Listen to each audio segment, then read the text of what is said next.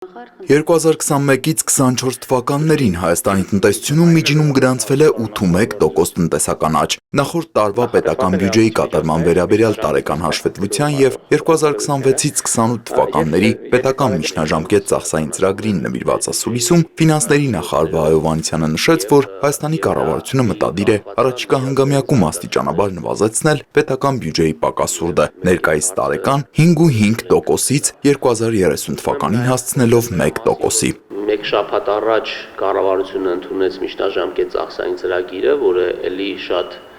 էական փաստաթուղթ է, իմ կարծիքով բավականին հավակնոտ եւ խիզախ փաստաթուղթ է, եւ մենք պետք է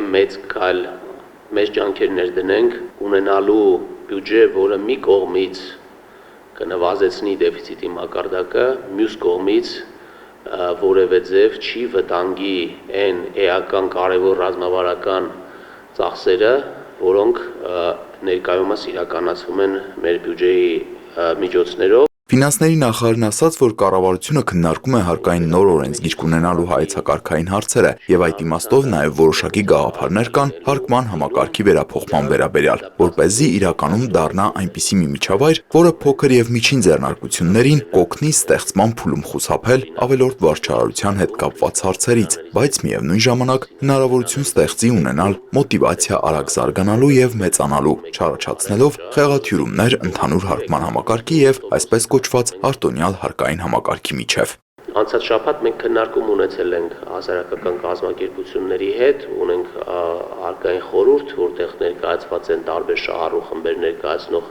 ՀԿ-ներ, ում հետ նաև այդ գաղափարական հարցերը փորձել ենք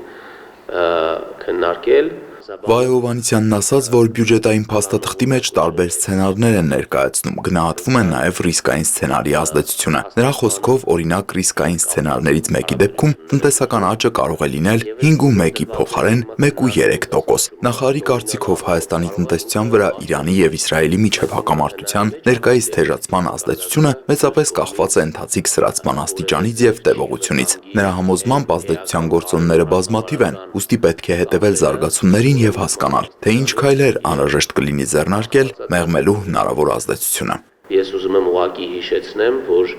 երբ ռուս-ուկրաինական պատերազմը սկսվեց 2022 թվականին, մենք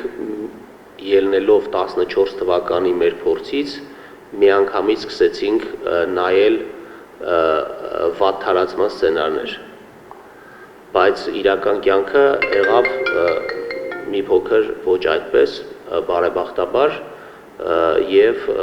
մենք ունեցանք ավելի դրական զարգացումներ դրա հետևանքով։ Հիմա էլ մենք չենք շտապում եզրակացություններ անել։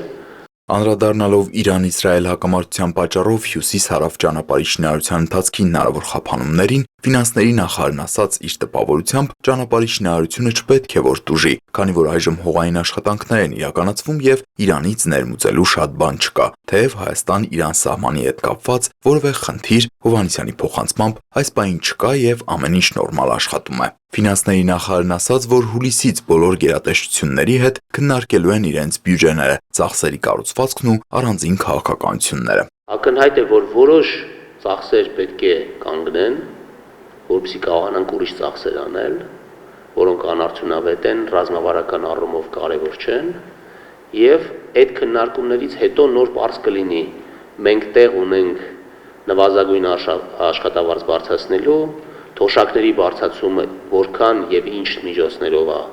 տեղի ունենալու։ Նշվեց նաև, որ կառավարության համար առաջնահերթ է պահել պարտքի բեռը 50%-ի շրջանակներում։ 2024 թվականին կառավարության պարտք գնացուցանիշը կազմել է 48%, 2023-ի համեմատ նվազելով 0.2%-ային կետով։